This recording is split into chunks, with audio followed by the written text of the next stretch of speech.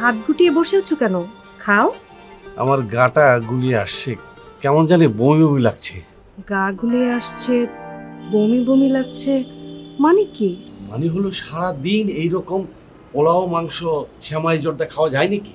সাদা ভাত, একটু আলু ভর্তা, বেগুন ভাজি, ডাল হলে, এই ঈদের দিন তুমি ভাত ভর্তা ডাল এসব খাবে? ওগুলো হলে একটু খেতে পারতাম।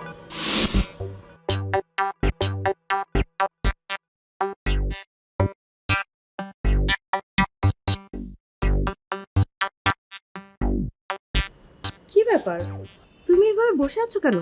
খাও।